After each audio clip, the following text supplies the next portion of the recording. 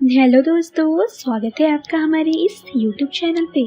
आज मैं आपको एक ऐसी औरत की कहानी सुनाऊंगी जिस औरत ने पहले अपने बेटे और फिर बाद में उसी बेटे को अपने बच्चे का बाप बनाने की कोशिश की। तो चलिए मैं आपको उसी औरत की सच्ची घटना सुनाती हूँ। लेकिन दोस्तों, कहानी को शुरू करने से पहले एक ज़रूरी बात, अगर आपने चैनल को सब्सक्राइब नहीं किया है तो पहले आप जल्दी से चैनल को सब्सक्राइब कर दीजिए ताकि आपको हमारी नई नई कहानियों की जो नोटिफिकेशन है वो सबसे पहले आपको मिलती रहे। ये कहानी है प्रिया की सौतेली माँ की। प्रिया का एक भाई था। प्रिया अभी 16 साल की थी कि उसकी माँ का किसी बीमारी के कारण देहांत हो गया था। प्रिया अभी छोटी थी।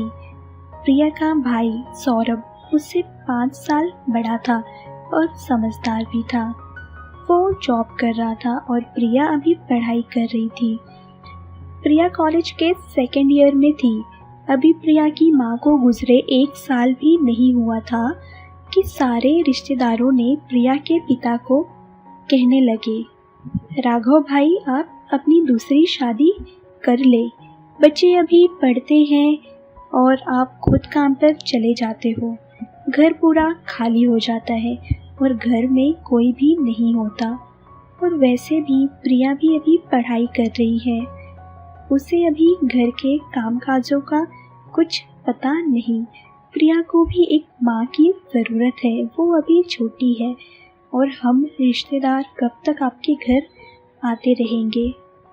पहले तो प्रिया के पिता शादी के लिए मना करते रहे और कहते रहे कि नहीं, मेरे बच्चे अभी जवान हो रहे हैं, अपना अच्छा भला अच्छे से जानते हैं।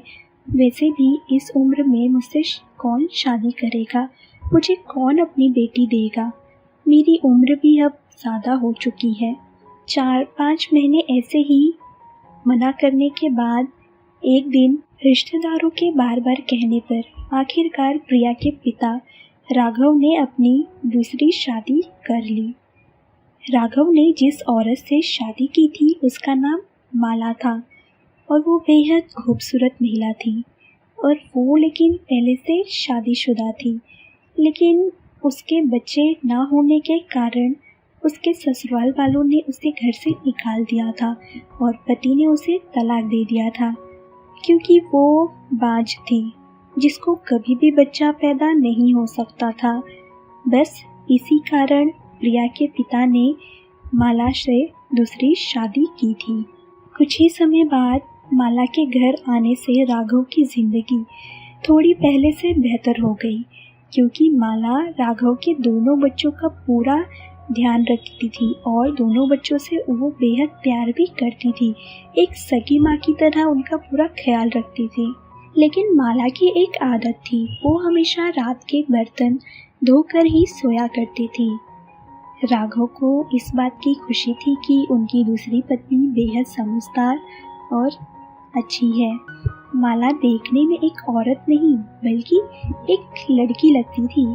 कोई भी देखने वाला ये नहीं कह सकता था कि माला सिर्फ 35 साल की औरत है, बल्कि माला को देखकर ऐसा लगता था कि जैसे उसकी उम्र 20 या 22 बरस की होगी। लोगों को लगता था कि ये शायद राघव की बेटी होगी। जब भी वो दोनों साथ में घूमने जाया करते, माला को अपनी इसी खूबसूरती पे नाज होने लगा, उसे गुरूर होने लगा और फिर इसी बात का फायदा माला ने उठाया। माला सौरभ को पसंद करती थी जो कि राघव का बेटा था।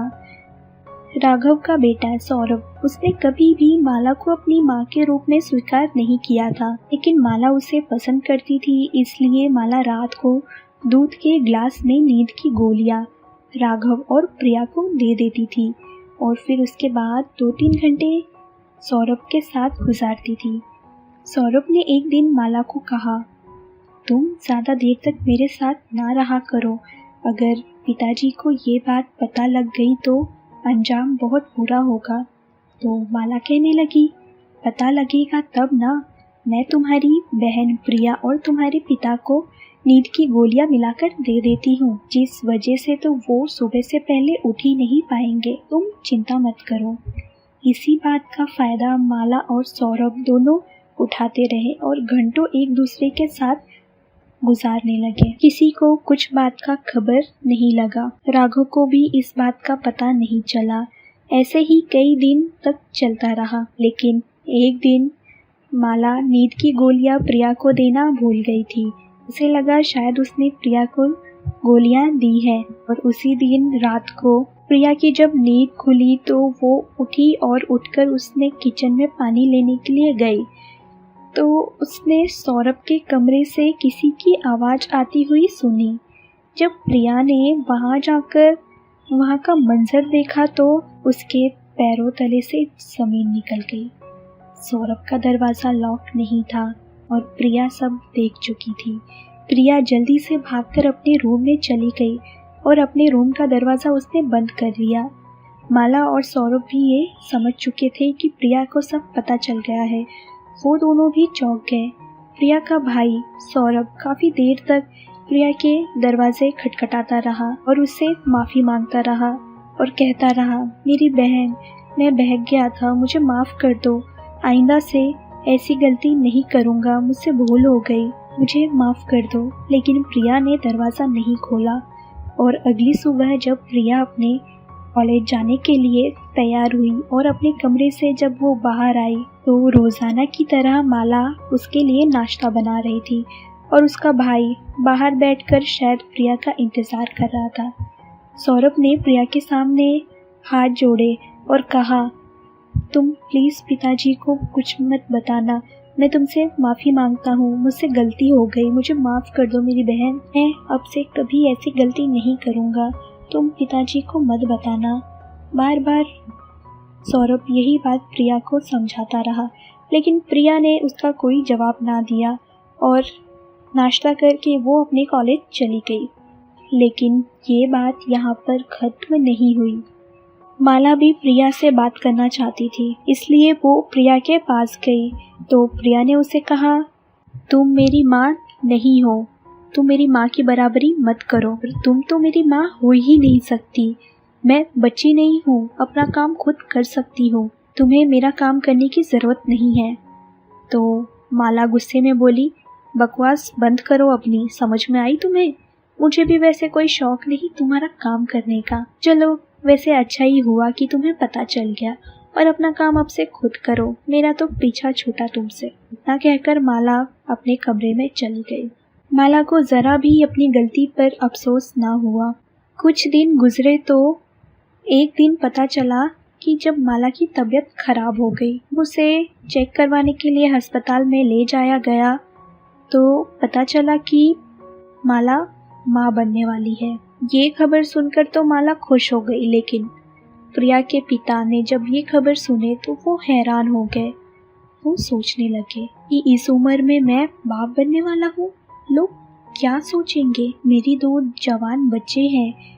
और जब प्रिया को भी इस बात का पता चला तो वो सोच में पड़ गई कि आखिर ये बच्चा किसका है, ये बच्चा मेरे पिता का है या मेरे भाई का है। लेकिन माला को इन सब चीज़ों से कोई फर्क नहीं पड़ रहा था। अब तो वो माँ बनने वाली थी और बहुत खुश थी और वो हर घड़ी सौरभ को ब्लैकमेल करने लगी थी और उसको कहती कि ये बच्चा तुम्हारा है, तुम इस बच्चे के बाप हो। एक दिन जब माला सौरभ के कमरे में यही बात कर रही थी तो प्रिया ने सारी बातें सुन ली। सौरभ ने कहा, नहीं तुम झूठ बोल रही हो, ये बच्चा मेरा हो ही नहीं सकता, ये किसी और की औलाद है, तुम झूठी हो, तुम मुझे फंसा रही हो। प्रिया ने ये बातें सुन ली कि उसका भाई सौरभ अब माला से दूर रहना चाहता है, लेकिन वही उसके पीछे पड़ी हुई है। प्रिया सोच में पड़ी कि अगर मेरा भाई माला से दूर रहता है तो आखिर इस बच्चे का बाप कौन हो सकता है। एक दिन जब राघव की तबीयत थोड़ी खराब हो गई थी, उन्हें नींद नहीं आ रही थी, इसलिए वो टहलने के लिए रात को उठ गए। जब देखा कि सौरभ के कमरे में उनकी पत्नी माला थी और सौरभ माला के सामने हाथ जोड़कर कुछ बोल रहा था कि जैसे वो उसकी गलती ना हो।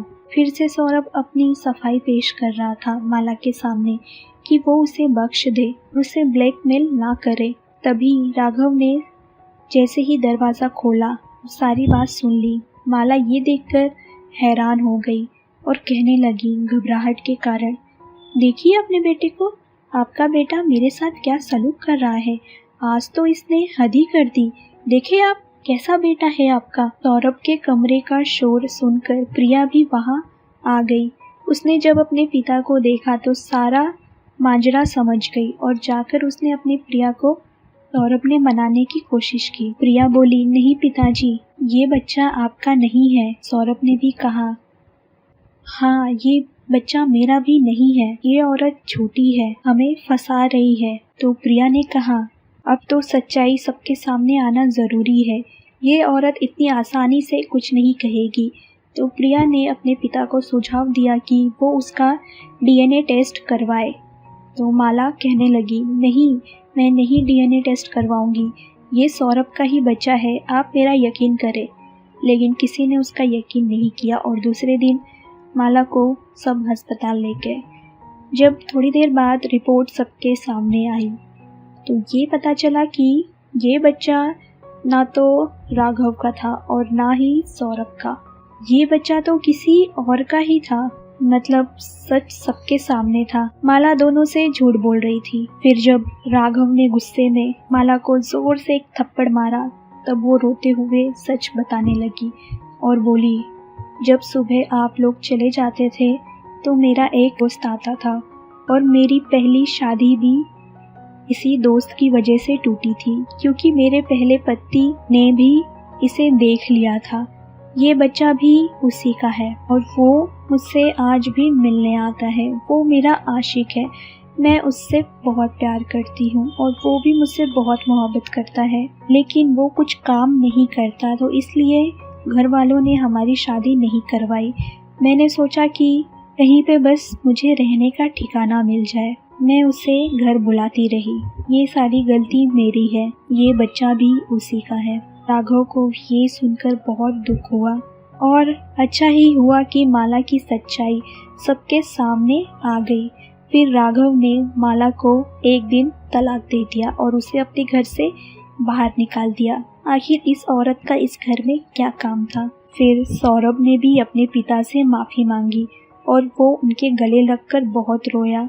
इस सब घटना के लिए जिम्मेदार माला थी। उसके पिता ने अपने बेटे को माफ़ कर दिया और कभी दोबारा शादी ना करने का फैसला किया। माला के इरादे नापाक थे और जल्द ही उसने अपने ही हाथों घर तबाह कर दिया। उसके बच्चों के सामने माला की सच्चाई भी आ गई और वो ये घर छोड़कर चली गई।